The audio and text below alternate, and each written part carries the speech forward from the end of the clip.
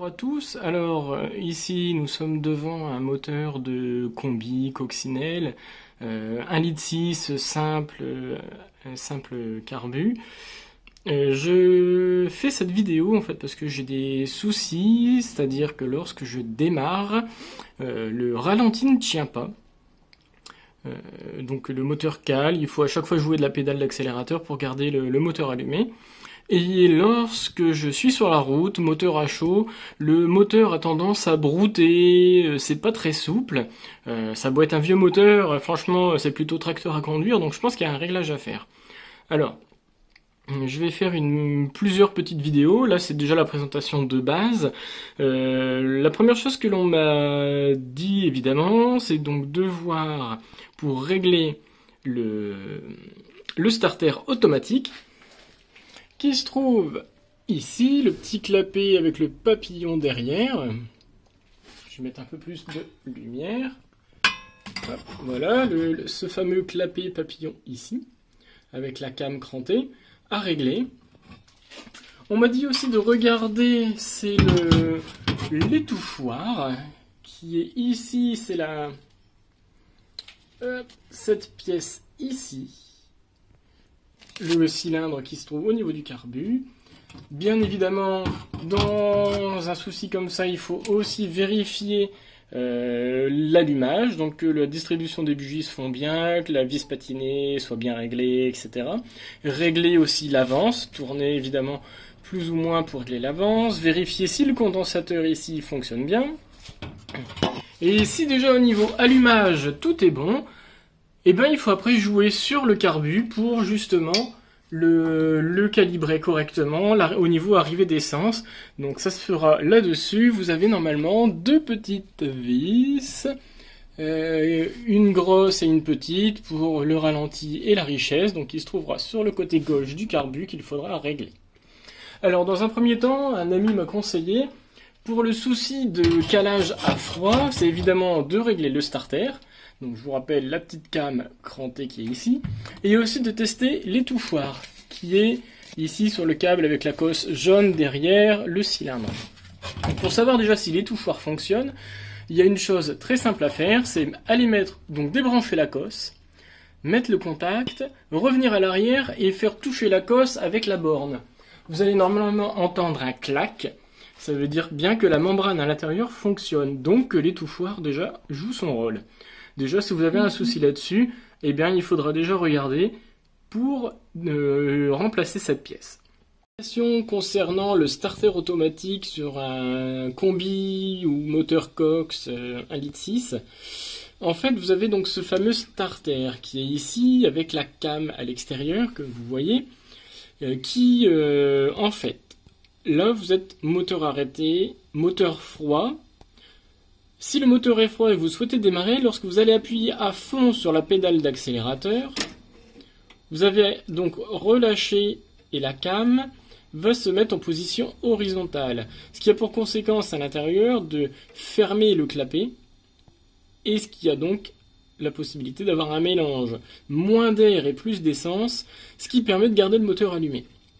Et donc si après, moteur est actuellement démarré avec le starter dans cette position-là, donc le starter actif, lorsque vous allez accélérer, le starter reste dans cette position-là, et il va progressivement reprendre sa place par une petite résistance chauffante qui se trouve de l'autre côté, et tous les crans vont sauter pour se remettre en position initiale.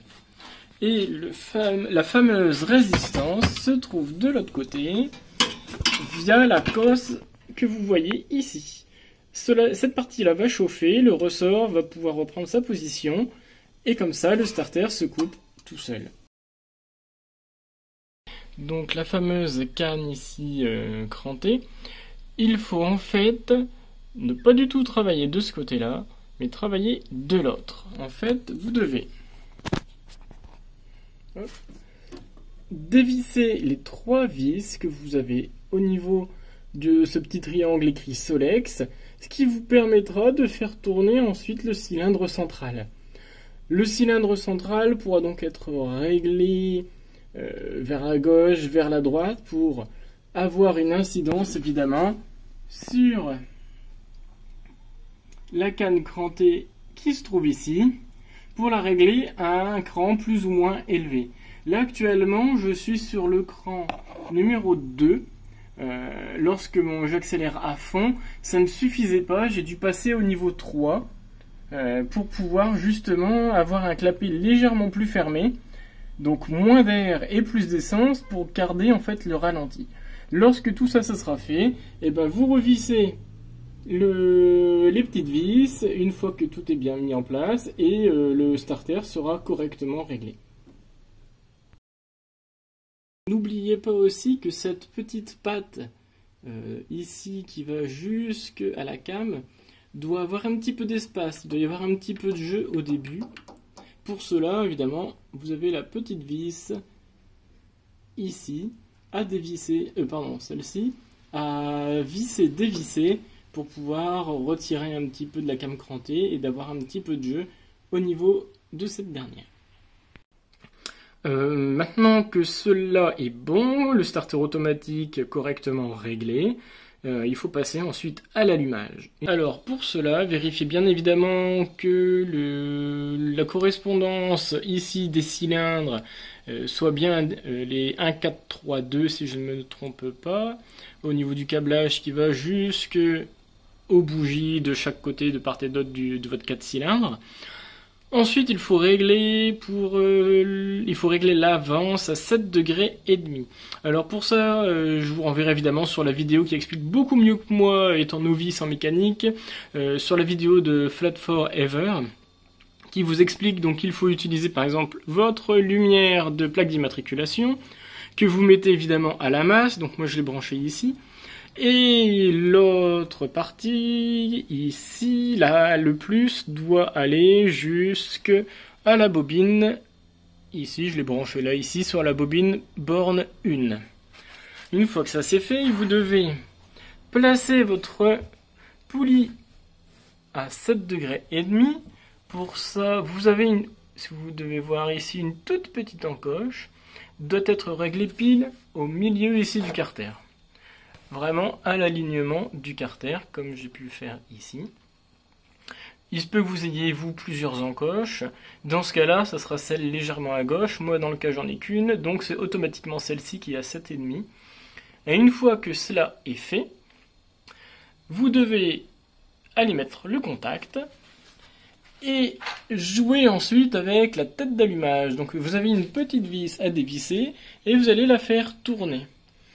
Et vous ferez tourner, donc vous prendrez tout l'allumeur, que vous ferez tourner, plus ou moins à gauche ou à droite, jusqu'à ce que la lumière ici s'allume. Dès que la lumière est allumée, ça veut dire que vous avez bien réglé l'avance à 7 degrés et demi. Si c'est ça, vous ne touchez plus à rien. Vous resserrez, vous recontrôlez à nouveau en faisant bouger ici la poulie gauche-droite pour contrôler que la lumière s'allume.